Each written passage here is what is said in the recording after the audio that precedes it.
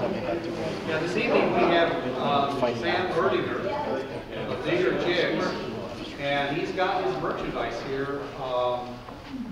I know that I've seen lots of pictures of Sam and fish from coastal rivers as well as inland rivers, the North Sandiam as well as the Malala and other rivers. And so he's got a system down. He makes these excellent jigs. And so tonight we're going to find out how to effectively fish those so that you can catch as many fish as Sam does when he goes out, as he gave his report earlier tonight with all those fish that he caught. Sam, I'd ask that you use the mic because we have a few folks that are a little hard of hearing. This is real helpful for them. No problem. Jig fishing is very effective in a lot of ways. There's more and more new techniques, not new, but they're really expanding. You know, large salmon jigs for fall chinook, twitching jigs for coho. There's a lot of different methods out there. Steelhead jigs is probably where this started, where it's the most popular. I think it's the easiest to get started with. So I'm going to start here with these rods. Generally, a jig fishing rod is a longer rod.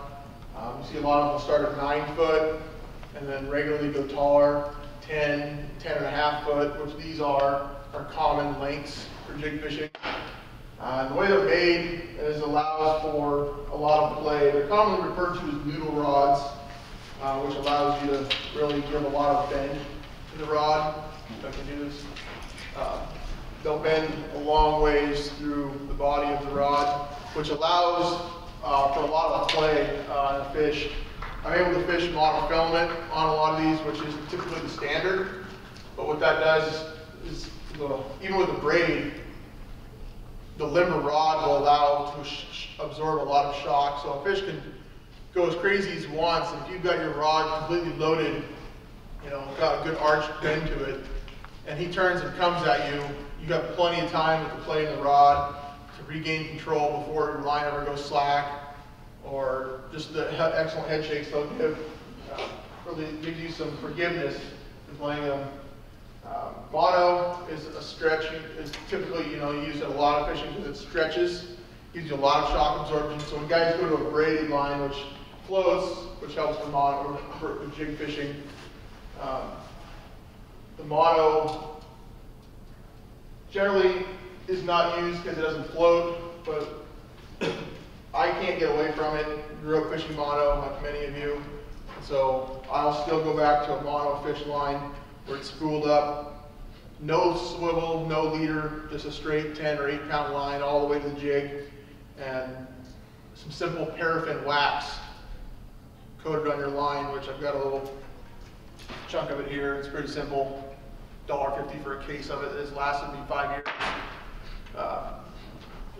Especially applied the night before will allow the wax to dry, and then your line will float for an entire day without having to reapply it. And even on the water, you only need to apply it once or twice.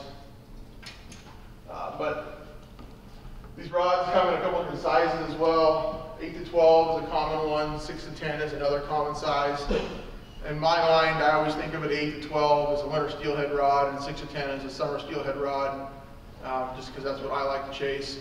The 8 to 12, which is what all 3 of these are, really give you a little bit of extra power that some of these big North Sandiam steelhead and the Malala fish you'll find in the wintertime. A 6 to 10 is a true noodle rod where it really gives a long ways. It doesn't have that power section that you might eventually get into in an 8 to 12. So you get into these big brute winter steelhead here on these valley rivers, and the 8 to 12 not only gives you the bend and the length of a typical jig rod, but it has a little bit of power to turn those big fish. I fished at 8 to 12 my entire life. Went down to a 610, didn't like the feel of it on those bigger fish, went back. I no longer own a 6 to 10. I can get everything I need to be done with these. The line that I'm using, obviously there's 2 main styles, a braid and a mono that I referred to.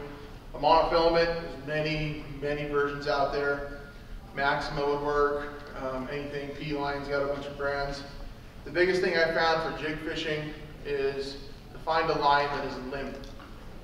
Maxima can coil pretty bad when it's new off the spool. Other ones do as well. I know some Iserline will as well if you get certain models of it. But I found this Iserline clear works very well. It's very limp. It has very little memory when you pull it off.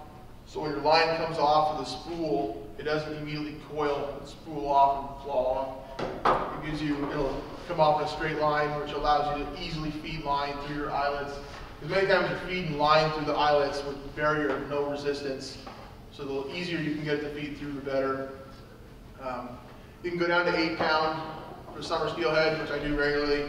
I change it out twice a year, the line. Like I said, I'll spool with 8 pound. When I gotta start getting into summers, I don't have to worry about a bigger winter fish in the river anymore. And then go back to the 10 pound for winter steelhead fishing. If I'm using a leader system and fluorocarbon, which some people prefer with a certain float, I'll then bump up my main line to 12. Probably isn't needed, but it's just what I prefer. I know my main line is strong enough, and then I just know I have to play to my leader strength. And then I can go, that way I can go up to a 10 pound fluorocarbon. Fluorocarbon, it's not necessarily, it's just as strong, but it's clear, and you can go up a size of the leader without giving away its, you know, fish can't see it as easy, so you can still go up a size in fluorocarbon and get stronger strength and not spook the fish as much, or the same.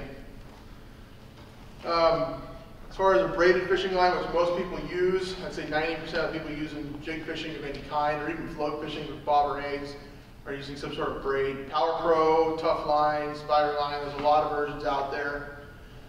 When it comes to steelhead fishing, I'm using my rod a lot, casting often, bending often. I've used every one of the major braids out there.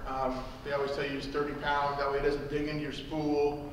That way it's not too thin in diameter.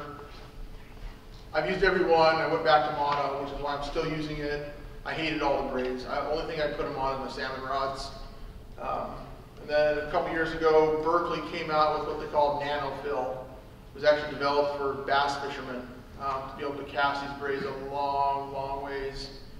And I tried it, 12 pound, which at the time was the biggest they made. They've since come out with a 14 and a 17 pound test, and as soon as I use up what I've got, I'll probably go a little bit heavier. But this braided line is super thin, super lightweight, and a single float and 1/8 ounce jig that are matched with no extra weight, which is typically very light, can be cast halfway or 3/4 of the way across a big river like the North. No problem using this braided line. For that reason alone, I keep using it. This rod to be anywhere from 100 to 100. Oh, okay. It's X11. 5266. The model is LX 5266. Digger jig. 106 MLS. That's the model. And you recommend this? For 1/4 ounce, these only float an 1/8 ounce. Oh, okay. So you can buy Aerofloat, and they say right on there what they're rated for. Okay. They make this in a 1/4 ounce float Okay. as well. And I can buy those just about any place? Yeah, like this one. This is another version. It's 1/4 ounce. Yeah. Any of those big box stores have a whole Okay. wall of floats anymore. Okay. If you're fishing a 1/4 ounce jig, you need a 1/4 ounce Okay. float. Okay. You can go a bigger float, then you need a little extra weight, and that's where like split Okay. shot's your best friend. Okay.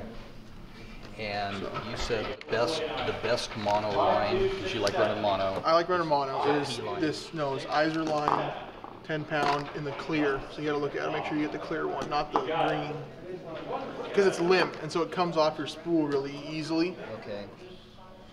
Otherwise, they coil really bad. The Okay. memory coils and Okay. gets snagged up. And then you use That line series, they make a whole bunch of steelhead, opening balance, everything on that line. So the float rod